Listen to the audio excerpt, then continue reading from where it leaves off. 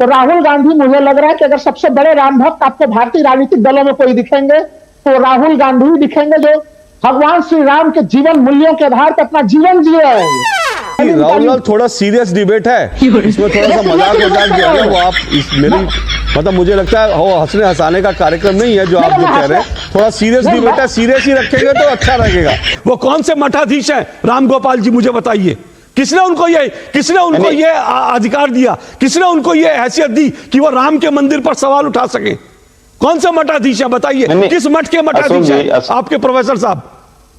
जी जी जी, देखिए मैं बता रहा हूँ, मोदी जी किस मठ के मठाधीश हैं? मोदी जी किस मठ के मठ? सुन लीजिए, मोदी जी देश के प्रधानमंत्री हैं, देश की 140 करोड़ लोगों के चुने हुए प्रधानमंत्री हैं। राम गोपाल यादव कौन सा चुनाव लड़के जीते? मुझे यही अगर आप मोदी जी का कंपैरिजन राम गोपाल यादव से कर रहे हैं तो प्रधानमंत्री नरेंद्र मोदी को 140 करोड़ लोगों ने चुनकर भेजा है। राम गोपाल यादव की कौन सी हैसियत है? कितने लोगों ने उनको चुनकर भेजा है? सनातनी तो आप भी हैं, सनातनी तो राहुल गांधी भी खुद को कहते हैं। छोड़ दीजिए ना, मुझे किसी का सनातनी का सर्टिफिकेट नहीं चाहिए।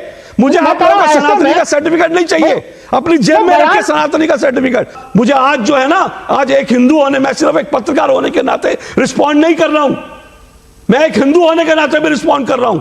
और एक पत्रकार जो है, ऐसा नहीं होता उसका कोई धर्म नहीं होता, उसके मजहब को, उसके धर्म को आप आए दिन गालियां देते रहेंगे और हम लोग रिएक्ट नहीं करेंगे। रुकिए, अपना सनातन का सर्टिफिकेट जेब में रख के बैठिए। दोस्तों नमस्कार।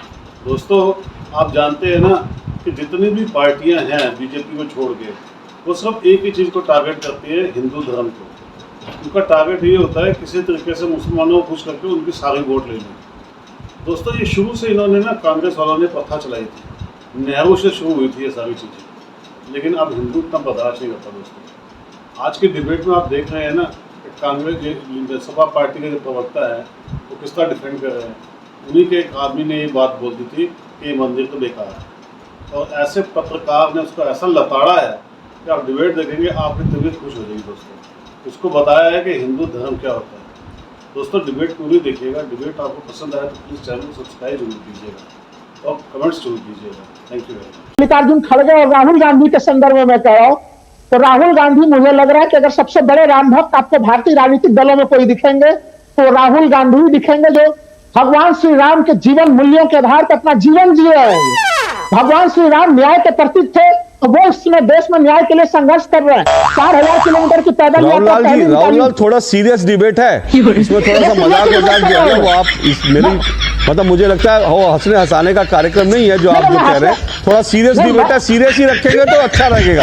आपने हाँ, आ रहा हूँ, एक मिनट। लेकिन अभी जो तमाम बातें कर रहे हैं वो आप सीरियस शो में नहीं, वो किसी ऐसा लग रहा है किसी कॉमेडी शो में हिस्सा कर रहे हैं। के दर्शन एक बहुत बड़ा मुद्दा प्रधानमंत्री ने, पर मंदिर नहीं गए आप लोग। वो मंदिर तो बेकार का है, बेकार का है। और क्या मंदिर ऐसे बनाए जाते हैं। अशोक यादव जी, ये राम मंदिर इतना नापसंद है, कभी किसी और मजहब के, किसी और धर्म स्थान के बारे में किसी नेता को मैंने ऐसा कहते नहीं सुना कि ये मंदिर बड़ा बकवास है, ये मंदिर, ऐसा कोई मंदिर थोड़ी होता है। मैंने किसी मजहब को लेकर ऐसे बयान देते नहीं सुना। ये सिर्फ हिंदुओं पर इसी तरह के प्रहार करने हैं, क्योंकि हिंदू बेचारा चुपचाप है, वो कुछ रिएक्ट नहीं करेगा, सुन लेगा, क्योंकि हिंदू तो कंट्रोल कोई गिनती में ही नहीं है। देखिए अशोक जी, आपने प्रोफेसर साहब की बात सुनी क्या? आपने शंकराचार्य जो हिंदू धर्मगुरु, उनकी बातें सुनी है? अच्छा, क्या उनकी बातें आपको याद हैं? उन्होंने एक नहीं कई सवाल खड़े किए और उसी सवाल का एक पार्ट प्रोफेसर साहब ने उठाया। कितने शंकराचार्य? हमारे धर्मगुरुओं ने कहा, स्पष्ट कीजिए। 4 शंकराचार्यों में से कम 3 ने ही तो विरोध किया था। गलत बोल रहे हैं आप। फिर मैं कह रहा हूं, 2 शंकराचार्यों ने चिट्ठी जारी करके कही थी हमारा पूरा आशीर्वाद है और हमारे बारे में जो कुछ कहा जा रहा है वो गलत है। और बाकी जो 2 शंकराचार्य थे जिन्होंने विरोध किया था, उनमें से एक शंकराचार्य वो है जो प्रधानमंत्री नरेंद्र मोदी के खिलाफ चुनाव लड़ चुके हैं। तो अब आप सही कहिए कि 2 शंकराचार्यों ने विरोध किया। सुनिए, आप सही कहिए 2 शंकराचार्य ने विरोध किया, मैं सुनूंगा। आप कहेंगे 4 शंकराचार्य ने विरोध किया, वो झूठ है। अब आप बढ़िए आगे।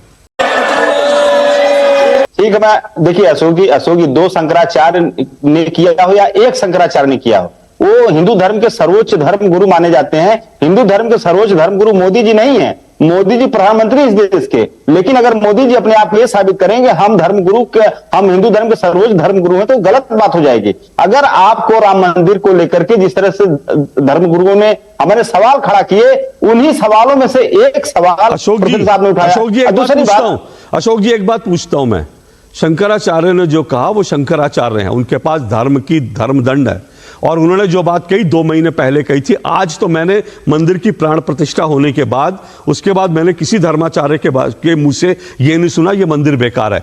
तो मतलब मैं पूछना चाहता हूं, राम गोपाल यादव जी के पास ऐसी कौन सी धर्म ध्वजा है, वो कहां के मठाधीश या शंकराचार्य हैं जो आज वो शंकराचार्य से भी आगे बढ़ करके जो है राम जन्मभूमि पर बने मंदिर का विरोध कर रहे हैं? वो कौन से मठाधीश हैं राम गोपाल जी, मुझे बताइए। किसने उनको ये अधिकार दिया, किसने उनको ये हैसियत दी कि वो राम के मंदिर पर सवाल उठा सके? कौन सा मठाधीश है बताइए, किस मठ के मठाधीश है आपके प्रोफेसर साहब? जी जी देखिए मैं बता रहा हूं, मोदी जी किस मठ के मठाधीश हैं? मोदी जी ने किस मठ के मठाधीश? सुन लीजिए मोदी जी ने मंदिर मोदी जी किस मठ के मठाधीश हैं? मोदी जी किस मठ के मठाधीश हैं? मोदी जी देश के प्रधानमंत्री हैं, देश की 140 करोड़ लोगों के चुने हुए प्रधानमंत्री हैं। राम गोपाल यादव कौन सा चुनाव लड़के जीते? मुझे यही, अगर आप मोदी जी का कंपैरिजन राम गोपाल यादव से कर रहे हैं तो प्रधानमंत्री नरेंद्र मोदी को 140 करोड़ लोगों ने चुनकर भेजा है। राम गोपाल यादव की कौन सी हैसियत है, कितने लोगों ने उनको चुनकर भेजा है, मुझे बताइए जरा। कौन सा लोकसभा चुनाव लड़के जीते हैं राम गोपाल यादव जी आपके? बताइए उनकी हैसियत मुझे बताइए।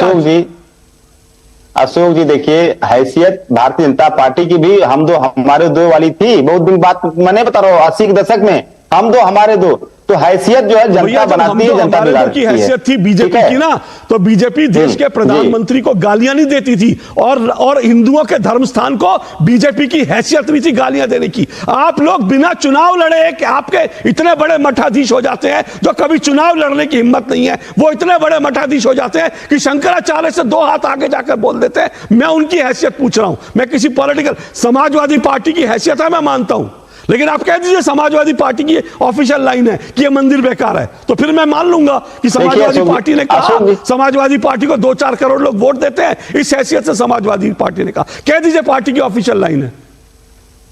अशोक जी आप मुझे बोलने देंगे तब तो मैं कुछ कहूंगा। मैं तो बिल्कुल आप सीधा नहीं, आप मैं राम गोपाल पर सवाल उठा रहा हूं, आप राम गोपाल यादव की तुलना प्रधानमंत्री से करने लगे, तो मैं क्यों नहीं पूछूंगा आपसे? उस आदमी की हैसियत मुझे बताएंगे ना आप, क्या सीधा प्रधानमंत्री हो गए देश के?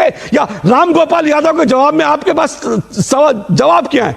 राम गोपाल यादव पर सवाल के बारे में आपके पास जवाब है शंकराचार्य प्रधानमंत्री। अरे राम गोपाल यादव कौन से शंकराचार्य, कौन से प्रधानमंत्री है या कौन से मुख्यमंत्री है? यह कंपैरिजन का मैं विरोध कर रहा हूं। आप कहिए कि राम गोपाल यादव ने जो कहा वो हमारी पार्टी की लाइन, हम सही मानते हैं, बोलिए, मैं आपको बोलने का मौका दूंगा।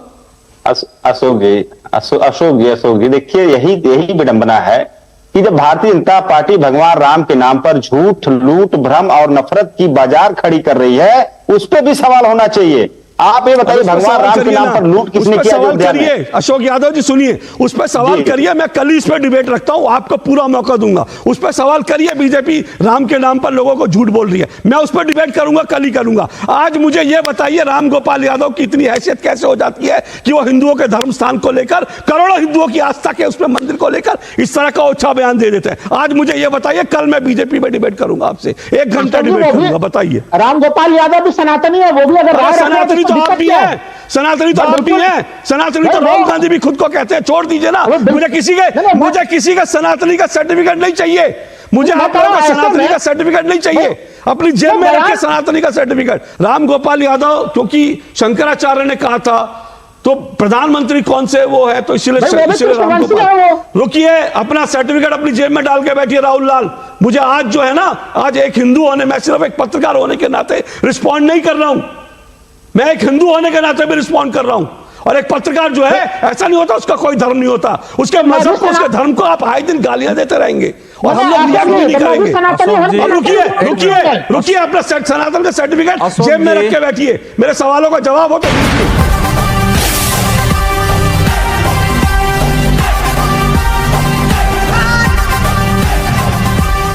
यादव जी जल्दी से रिस्पॉन्ड कीजिए।